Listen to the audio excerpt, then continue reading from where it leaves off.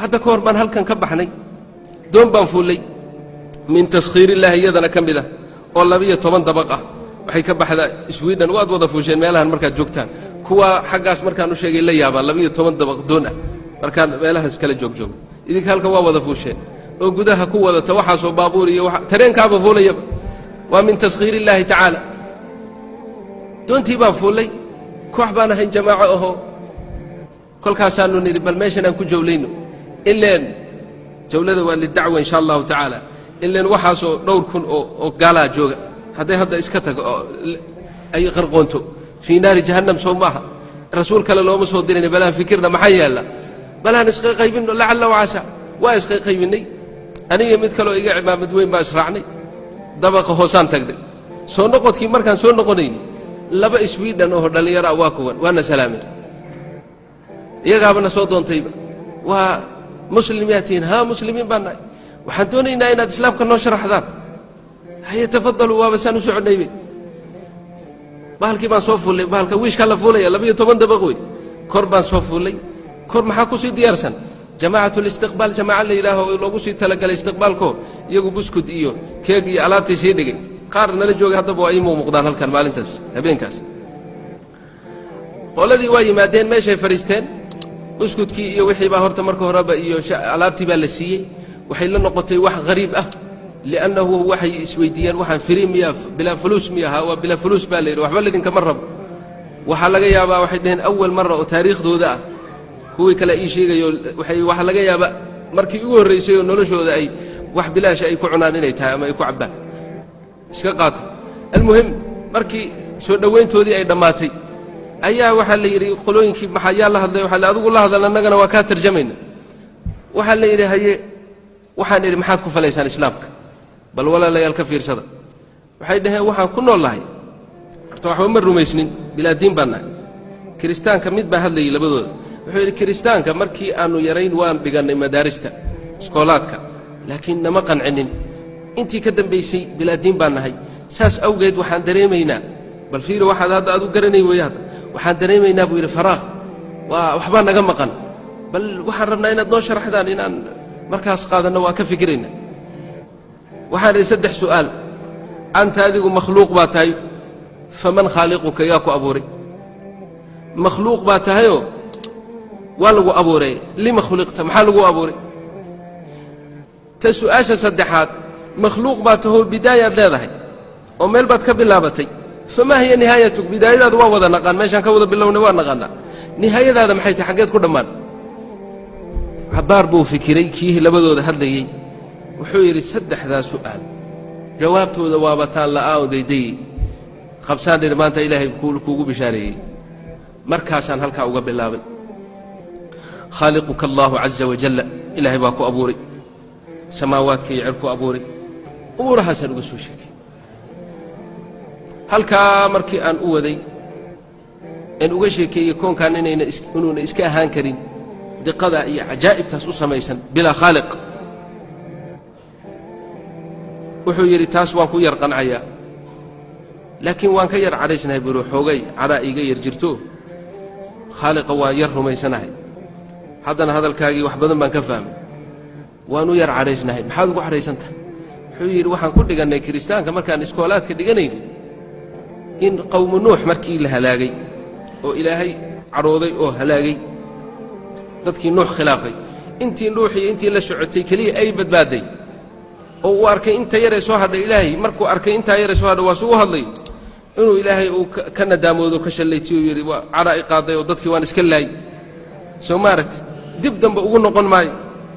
markaas uu ballan qaaday dib dambe inuunan dadka u halaagin taasuu leeyahay marka maanta kuwa axmaqiin oo waxba kala garanay ayaa waxa oo cilmi uu baray isagu saasuu leeyahay hadda ayaa waxay sameeyeen buu ku leeyahay bahashan qunbula durriya bambaatoomika sameynaya oo xabad kaliya ku filan inay koonkan oo dhan ay halaagto marka muxuu kuwan u deynay hadduu ballan qaaday inuusan dadka halaag waxaan idhi allahu rabbul aalamiin jalla jalaaluhu man nadaamud hada qorraxda imisa sanay samaysnay lama oga buu yidhi malaayiin siniin weligaa ma maqashay baan meel bay ka xumaato waa la hagaajinaya siyaanay u baahatay waxaan siyaano leeyahay doontan in yar bay ku bilaabatay loox yar bay ahayd waa la weynay ilaa intan ay la ekaatay weli waa la sii wadaa iyadoo haddana samaysan maalin kasta meel bay ka diistaa waa la hagaajiyaa weli ma maqashay fi taariikh xataa qorraxda meel u baahatay in laga soo sameeyo maya maana maqal buu yidhi cirka weligii meel buu ka diisay maya dhulkana sidoo kale waxaan idhi haddaba allaahu rabbulcaalamiina wuxuu sameeyey siduu uu sameeyo waayo ma beddel maayo qorraxdan maalintuu samaynayay wakhti kastayna u habboon tahay ilaa yowmi alqiyaama ayuu ugu talagalay waana sidii weligeed ma beddelmi mayso kadalika sidoo kale aqwaashiisii afcaashiisana waa la mid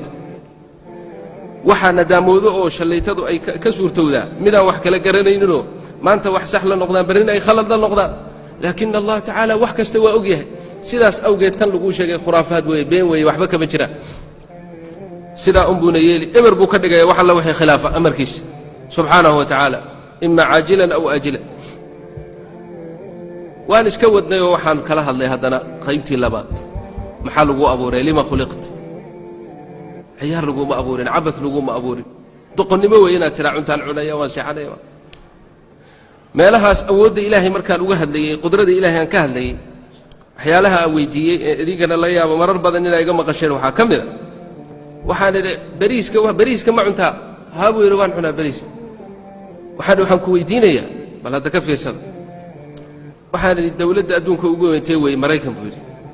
tan maraykan iyo tiinna iyo kulli haddii laysku wada daro waxay farsame iyo tiknoloji iyo horumar gaadheenna laysku soo wada daro hal xabad oo beriisa ma samayn karaa kama fikirin markiiba wuxuu yidhi maya ma samayn karaa yaa sameeyey garbuhuusaa yidhi de garbahasaa hadhihin baan allaahu rabbulcaalamiinaa sameeyey kulligood tiknoloji iyo taqadum iyo horumar kastay isugu tagaan hal xabadoo beriisa ma samayn karaan xabad gallaya ma samayn karaan xabad masakaa ma samayn karaan jurca yar kabasho yaroo caanaa ma samayn karaan yaa sameeyey ilaah baa sameeyey subxaanahu wa tacaala hadday arrintu ay tahay zaarica ama kan wax abuuraya ay arrintu isaga ay ku siman tahay waxay qiyaastu ahaan lahayd hal xabadoo beriisa markuu dhulka uu ku rido geed ka soo baxo inuu xabad ka qaato xabad galley dhulka ku riday hal xaba inay u soo baxdo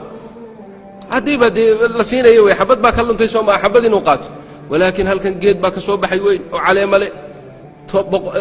7 sabuul buu soo riday sabuul kaste 100 xaba ayaa saaran maalan yaa sameeyey allahu rabbulcaalamiin iga warran baan idhi maanta haddii allah jalla jalaaluhu uu yidhaa dhul yahow way kibreen kuwane wax damba ha soo saarin yaa ardu laa tunbitii bacda alyowmi shayan maanta kadib waxbaba ha soo saarin maxay cunayaan lacagta ma cuni karaan haysta intaasoo dhan wuxuu ku jawaabay sidaasoo kale isagana waan la hadlayaa moogtahay iyaaki acnii wasmaci yaa jaarata waa idinkana waan idiin jeeda lianna aayadahaas walaalayaal inaan ka fikirno weeye khaasatan carruurteenna inaan yaqiin ku tarbiyayno dukaan uun wax laga soo gadoo la cuno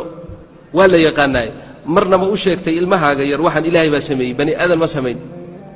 beriiskan aad cunayso ilaahay baa abuuray khaasatan dumarka haweenka waa inay carruurta ay ogeysiiyaan waxyaalahan baakadaha lagu soo goray caanahan baakadda swidhan ma samayso waa inay u sheegaan denmark ma samayso allahu rabbulcaalamiinaa sameeyey laba maaddo oo labaduba ay najis tahay oo dhiig iyo uus waxa caloosha ku ururay labadaasaa ilaahay caanaha ka soo dhex saaraa siduu qur-aanka noogu sheegay jalla jalaaluhu bal waa kaa warshadaha adduunka o dhan isu geeyo oo labadaa isu geeyo caana ka soo dhex saara laa yumkinuhum abadan weligood ma samayn karaan abada laabidiin marka in loo sheegoo la yidhaha baakadun bay qoladan ku soo shubeen filintijeer bay geliyeene ma sameeyaan oo yaqiin lagu tarbiyeeyo waa daruuri nacam in loo sheegoo la yidhaha dawlad baabuur way samaysaa diyaarad way samayn kartaa waxaa waa la samayn karaa farsamadaasoo dhan waana min taskhiir illahi ilahi baa u furay laakiin weligood neef adhiya ma samayn karaan neef geela ma samayn karaan xataa digaagad bayda ukun ma samayn karaan waa inaad carruurta u sheegtaan yaqiintaas oo laga dhaadhacsiiyo annaha kullaha min allah imaam ibn alqayim aljawsiya raximah ullah baa hadalqayim ah hadalkaas yidhi wuxuu yidhi addoonkuu shaakir noqon maayo oo ilaahay subxaanahu wa tacaala u mahadnaqi maayo ilaa 3 khisaal laga helo awalan wuxuu yidhi khaslada ugu horraysa waxaa weeye inuu qalbigiisa uu ku gunto nicmadan min allahi inay tahay walaysat min hayr illah waa kow tan labaad in an yataxadaa biha daahiran inuu ka sheekeeyo nicmada ilaahay oo carabkiisa uu ku muujiyo tan saddexaadna in uu meel mariyo oo uu ka dhigo nicmadaas uu ku meel mariyo ama uu mariyo meeshii khaaliqa muncimka ahaa isiiyey uu raalli ka yahay saddexdaa markuu keeno maca taqsiirihi fa huwa shaakir tan lanaga doonayaana waa sidaas nicmo kastoo walaalayaal ilaahay uuna siiyey subxaanahu wa tacaala waa in saddexdaa khasla lanaga helaa awalan qalbigeenna waa inaan ku xusuusannaa oon ku gunadnaa annaha min allah war bani aadamow ilaahay baa ku abuuray awalan maadan jirin inteennaa meesha fadhida iyo inta adduunka joogta mid ilaahay arji u qortay oo yidhi ilaahay adduunkanaan doonayaa ee aan imaadda ma jiro meelaha sida hadda aad noo sheegtaan inta badan waxaad ku soo wada gasheen wax la yidhaha layn baad xidheen soo ma laynkaasaa maaragtay qaarna wuxuu la yidhi ku qarxadaa qaarna u soo baxaa halkana yimaadaa laynkii kuu soo xidhay ee telefoon iyo aad kala soo daashay weligaa iloobi maysido waxaad leedahay hebel miyaan iloobi karaa layn buuba ii soo xidho barwaaqada iyo jannadaas way soo dhex dhigay soo maha allahu rabbulcaalamiin adoon leen iska soo xidhin telefoonna iska soo hormarin waraaqna soo dirin adduunkan ku keenay jalla jalaaluhuna waad ilowsanta ya ugu mahadnaqi maysid